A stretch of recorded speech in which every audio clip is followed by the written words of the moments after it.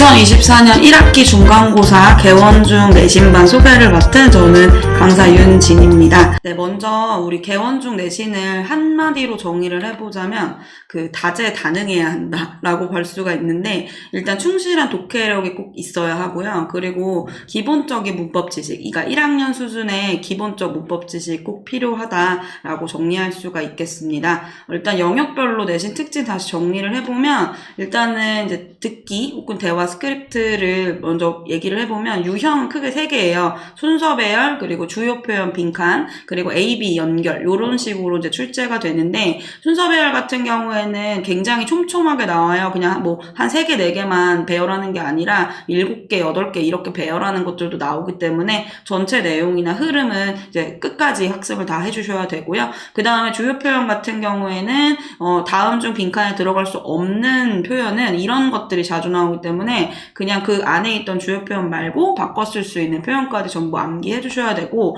A-B 연결 같은 경우에는 다음 중 A, B의 대화가 뭐 자연스럽게 연결이 안 된 걸 고르세요. 이런 문제인데, 기본적인 내신 유형이긴 하지만 일단 문맥 추론을 해야 한다는 점, 그 다음에 문맥이 틀린 게 아니라 어법이 틀리는 경우도 종종 있어서 어법까지 다 갖고 가야 된다는 점이 좀 특징이고요. 그 다음에 두 번째로 어휘인데, 개원중학교가 어휘가 굉장히 다양하게 나오고, 그래서 이제 학생들이 약간 당황할 수 있는 그런 특징이 좀 있는데, 일단 첫 번째로 기본적으로 영영풀이는 나오고요. 그리고 이 영영풀이를 이제 활용해가지고 문맥 안에 빈칸으로 넣는 어휘 문맥 추론, 이런 것도 나오고, 개원 중에서 또 나오는 두 가지 문제가 유의어를 찾는 문제, 그러니까 유의어를 골라보는 문제랑, 그 다음에 다음 중 그 단어의 형태가 정확하지 않은 것을 고르세요라고 해가지고 품사를 정확하게 이해하고 있는지 이런 문제까지 출제가 됩니다. 그래서 어휘에 꽤나 중점을 두고 있는 학교인데요. 일단 영영풀이 같은 경우에는 학교 프린트 필수적으로 암기해 주셔야 되고,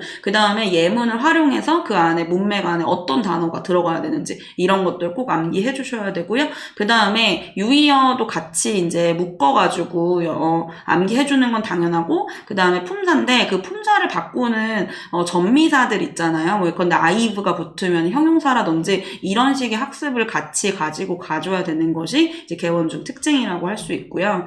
그 다음에 두 번째는 어법인데, 어법은 이제 유형은 오류 찾기, 그 다음에 쓰임 찾기, 그 다음에 동사형을 알맞게 넣는 문제들이 꼭 매년 한 문제씩 출제가 되고 있는데, 교과별로 나오는 핵심 문법이 있어요. 교과별로 2개씩 나오는 핵심 문법, 그리고 본문 안에 있는 문법들이 꼭 출제가 되고요. 1학년 문법이 기본적으로 정리되어 있어야 이 본문 문법을 이제 활용을 할 수가 있고, 그 다음에 두 번째로 동사형 찾을 때도 1학년 문법이 정리되어 있어야 하고요. 그리고 이제 개원중의 특징 중에 하나가 외부 지문이나 추가 지문이 굉장히 많이 나온다는 점인데, 지금 개원중이 작년부터 1학년 내신을 시작했잖아요. 1학년 내신으로만 봤을 때도 벌써부터 외부 지문에서 어법 문제가 등장하기 시작하기 때문에 기본 문법은 꼭 정리가 되어 있어야 되고, 그리고 항상 나오는 문제 중에 전치사를 활용하는 문제가 있거든요. 그러니까 전치사가 어느 이제 동사랑 붙어서 활용이 되는지 이런 것들은 꼼꼼하게 잡고 가줘야 됩니다.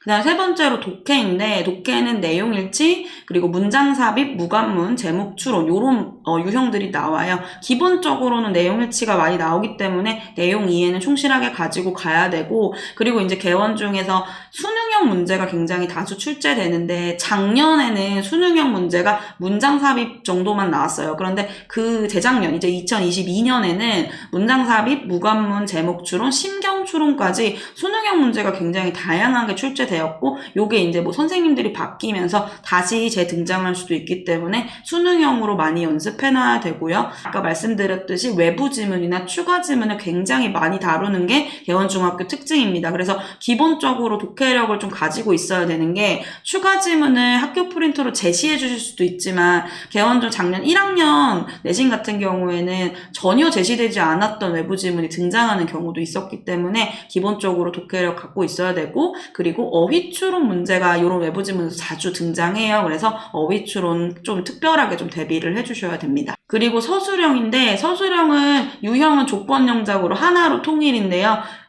이 안에서 뭐 대화 주요 표현이나 교과별 핵심 문법들을 이제 조금 물어보시고요. 이제 품사 같은 거를 조금 이상하게 쓰는 거를 많이 물어보는데, 예를 들어서 이제 작년에 2학년 내신은 아니었고 1학년이긴 한데 그 everyday가 붙어 있을 때는 형용사로 쓰이고 every와 day가 띄어져 있을 때는 부사로 쓰이는데, 요런 품사를 아이들이 이제 헷갈려 해가지고 많이 틀렸었거든요. 요런 디테일한 점들이 나올 수 있다. 요런 것들 꼼꼼히 보셔야 되고, 그리고 서술형 특징 중에 하나가 글자 수를 제시해주지 않으셔가지고 이제 굉장히 다양한 답들이 나올 수가 있어요. 그래서 이게 이제 부분 점수를 주시면 좋은데 아닐 수도 있기 때문에 글자 수 제한이 없는 식으로 서술형 연습을 많이 해봐야 될 것 같습니다. 요런 이제 개원중 내신 대비하기 위해서 이제 내신 수업은 첫 번째로는 내신 단어 테스트랑 그 다음에 그 전에 배웠던 수업 리뷰 테스트로 구성이 되어 있고요.